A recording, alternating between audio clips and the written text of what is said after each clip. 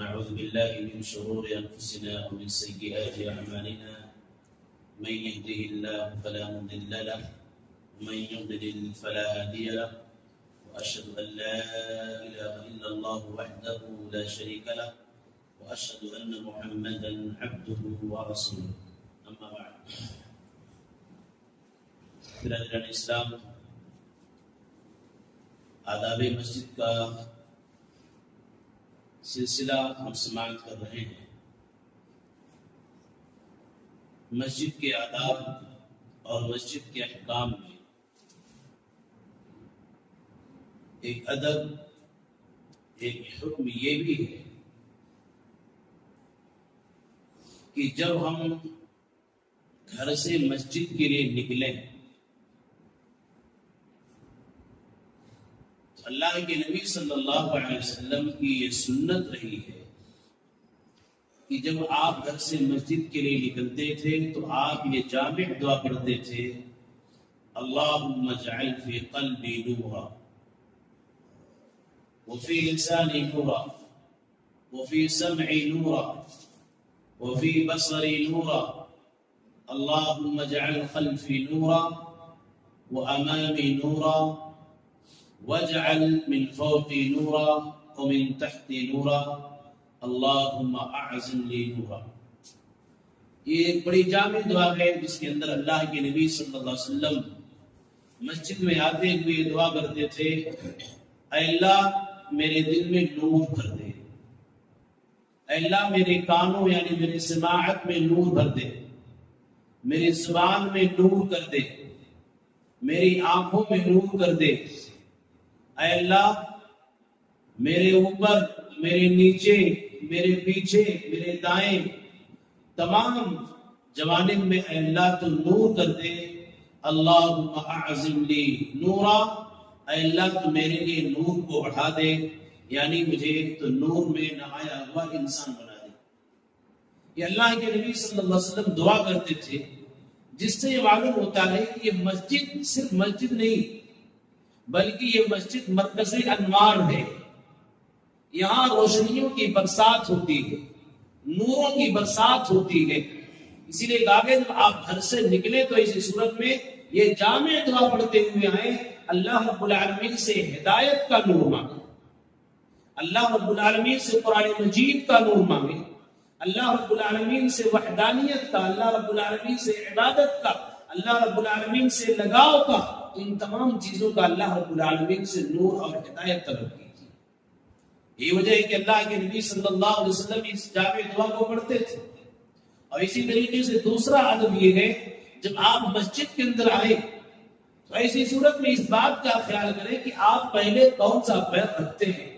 مسجد میں داخل ہونے کے لیے پہلے کون سا قدم آپ رکھ رہے ہیں۔ یاد رکھیں کہ حضرت انس بن مالک رضی اللہ تعالیٰ عنہ کہتے ہیں، سنت یہ ہے جب آپ نے مسجد کے اندر مصلی مسجد کے اندر داخل ہو تو پہلے اپنا دایاں پاؤں رکھیں، اور دایاں پاؤں رکھتے وقت کیا کہیں؟ اذا دخل احدكم المسجد فليسلم على النبي صلی اللہ علیہ وسلم۔ جب آپ دایاں پاؤں مسجد کے اندر رکھ رہے ہیں تو سب سے پہلے نبی صلی اللہ علیہ وسلم پر آپ درود بھیجیے، آپ سلام پڑھیے، اس کے بعد آپ کہیے: اللہم افتح لی ابواب رحمتک، اے اللہ تم میرے لیے اپنی رحمت کے دروازوں کو کھول دے۔ اور اسی طریقے سے جب آپ نکلیے تو ایسی صورت میں اپنا بایاں پاؤں رکھیے نکلتے وقت، اور یہ دعا پڑھیے، اللہ کے نبی صلی اللہ علیہ وسلم پر درود بھیجیے اور یہ دعا پڑھیے: اللہم انی اسألک من فضلک، اے اللہ میں تیرے فضل کا سوال کرتا ہوں۔ سوال یہ پیدا ہوتا ہے کہ جب مسجد میں داخل ہو تب بھی یہ دعا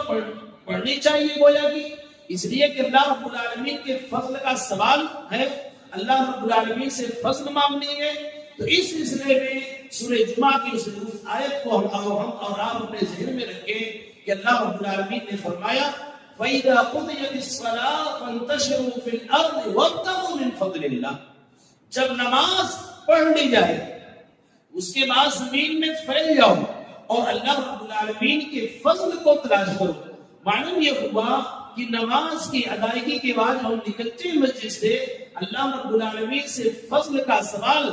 کرنے کا حکم دیا گیا ہے، تو اس صورت میں نماز کے بعد ہی اس فضل کو اللہ رب العالمین سے طلب کیا جائے، اللہ رب العالمین سے مانگا جائے۔ اسی طریقے سے جب ہم مسجد میں داخل ہو گئے تو ایسی صورت میں کوشش ہونی چاہیے کہ پہلی صف کے اندر ہم اور آپ شامل ہوں، پہلی صف کے اندر شامل ہونے کے لیے سبقت کرنی چاہیے۔ اللہ کے نبی صلی اللہ علیہ وسلم نے فرمایا اگر لوگوں کو پہلے صف کا ثواب معلوم ہو جائے کہ پہلی صف میں شامل ہونے کا ثواب کتنا زیادہ ہے، تو ایسی صورت میں لوگ اپنے شریر کے بل چل کر کے آئیں گے، یعنی پوری کوشش کریں گے کہ پہلی صف کے اندر شامل ہو جائیں۔ اسی لیے اللہ کے نبی صلی اللہ علیہ وسلم نے فرمایا ان اللہ وملائکتہ یصلون علی الصفوف الاول، کہ اللہ رب العالمین اور اس کے فرشتے پہلی صف پر رحمتیں نازل فرماتے ہیں،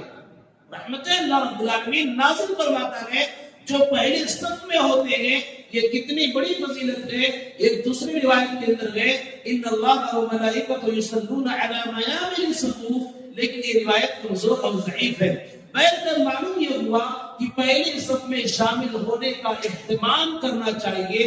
اور کوشش کرنی چاہیے۔ اور اسی طریقے سے جب آپ مسجد کے اندر داخل ہو جائیں، اگر بہت زیادہ بھیڑ ہے تو ایک بنیادی ادب یہ ہے کہ لوگوں کی گردنوں کو پھلانگتے ہوئے نہ آئے، لوگوں کی گردنوں کو ٹیڑھا کرتے ہوئے ادھر ادھر جھکاتے ہوئے نہ آئے، بلکہ آپ کو جہاں جگہ مل جائے وہاں آپ بیٹھنے کی کوشش کیجئے، لوگوں کو تکلیف مت دیجئے۔ جیسا کہ عبداللہ بن مسعود رضی اللہ تعالیٰ عنہ کہتے ہیں کہ اللہ کے رسول صلی اللہ علیہ وسلم خطبہ دے رہے تھے، جاء رجل یتخطى رقاب الناس، کہ ایک آدمی لوگوں کی گردنوں کو کودتے ہوئے پھلانگتے ہوئے آگے بڑھ رہا تھا، اور اللہ کے نبی صلی اللہ علیہ وسلم خطبہ دے رہے تھے جمعہ کے روز۔ اس کے بعد آپ صلی اللہ علیہ وسلم نے اس کو مخاطب کرتے ہوئے فرمایا اجلس فقط آذیت،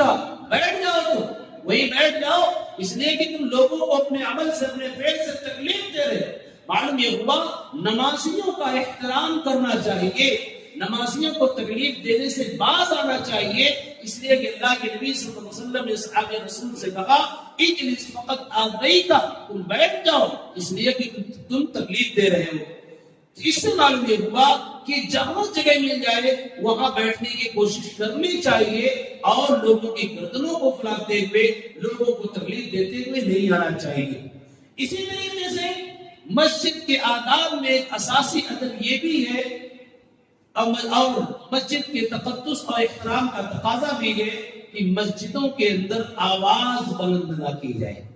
مسجدوں کے اندر آواز بلند نہ کی جائے، چاہے وہ تلاوت قرآن کے ذریعہ ہو یا دوسرے ذرائع یا دوسری چیزوں کے ذریعہ ہو، آپ بلند آواز سے لوگوں کو تکلیف نہ دیں، چاہے ذکر و اذکاری ہو، چاہے قرآن کی تلاوت ہو یا کوئی دوسرا نیک عمل ہو، کہ مسجد میں دوسرے لوگ بھی عبادت کر رہے ہیں، ذکر و اذکار کر رہے ہیں، تلاوت کر رہے ہیں، اور کوئی آدمی آیا اور تیزی سے بڑی اونچی آواز میں قرآن کی تلاوت کرنا شروع کر دیا۔ اللہ کے نبی صلی اللہ علیہ وسلم نے اس سے منع فرمایا ہے۔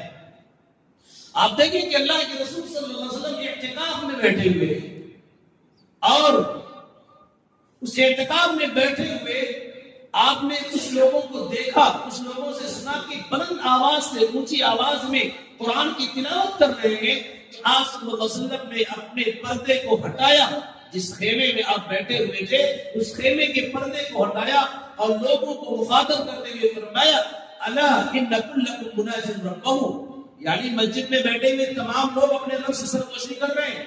اپنے رب سے مناجات کر رہے ہیں، اپنے رب سے دعائیں کر رہے ہیں، سارے لوگ کر رہے ہیں۔ وَلَا يُؤْذِيَنَّ بَعْضُكُمْ بَعْضًا، تم میں سے کوئی کسی کو تکلیف نہ دے، وَلَا يَرْفَعْ بَعْضُكُمْ بَعْضًا فِي الْقِرَاءَةِ، اور قرآن پڑھنے میں بھی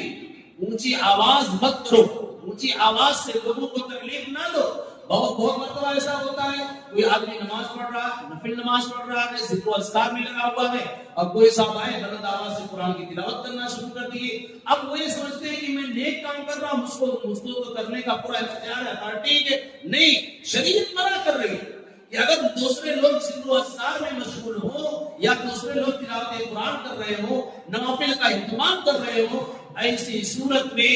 پست آواز میں، دھیمی آواز میں قرآن کی تلاوت کرنی چاہیے، اس لیے کہ مسجد میں بیٹھا ہوا ہر شخص اللہ رب العالمین سے مناجات کرتا ہے، اللہ رب العالمین سے سرگوشیاں کرتا ہے۔ اسی طریقے سے آپ دیکھیں صاحب بن یزید کہتے ہیں کہ میں مسجد نبوی کے اندر کھڑا تھا، اتنے میں مجھے ایک آدمی نے کنکر سے مارا، اس پر کنکر پھینکا، اور میں نے اس کے بعد مڑ کر کے دیکھا تو دیکھا کہ عمر بن خطاب رضی اللہ تعالیٰ عنہ ہے کہ انہوں نے اس پر کنکر پھینکا تھا۔ جب اس کے بعد بلایا کہ ادھر آؤ، صاحب بن یزید کہتے ہیں کہ میں عمر بن خطاب رضی اللہ تعالیٰ عنہ کے پاس پہنچا، اور اس کے بعد عمر بن خطاب نے مجھ سے کہا دیکھو وہ دو آدمی ہیں، وہ ان دونوں آدمیوں کو بلا کر کے لاؤ۔ چنانچہ صاحب بن یزید کہتے ہیں میں گیا اور ان دونوں کو بلا کر کے لایا۔ عمر بن خطاب رضی اللہ تعالی عنہ نے ان سے دریافت کیا، پوچھا من این انتما، تم دونوں کہاں سے آئے، تم دونوں کا تعلق کہاں سے ہے؟ ان دونوں نے کہا من اہل طائف، ہم لوگ طائف سے آئے ہوئے ہیں،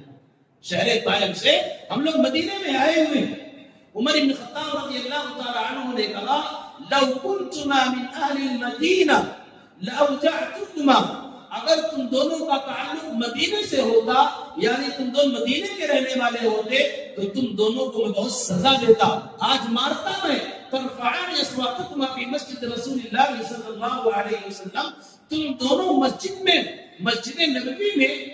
اپنی آواز کو بلند کر رہے ہو، اپنی آواز کو اونچی کر رہے ہو۔ معلوم یہ ہوا کہ مسجد کے اندر اونچی آواز نہیں کرنی چاہیے۔ اونچی آواز ایسی صورت میں آپ دیکھیں کہ جب ذکر و اذکار بلند آواز سے، تاکہ دوسروں کی عبادت میں خلل نہ ہو، دوسرے لوگ قرآن کی تلاوت کرنے میں ڈسٹرب نہ ہو۔ جب قرآن کی تلاوت یا اس طریقے سے دوسرے عمل کو کرنے سے اللہ کے رسول صلی اللہ علیہ وسلم نے روکا ہے تو یاد رکھیں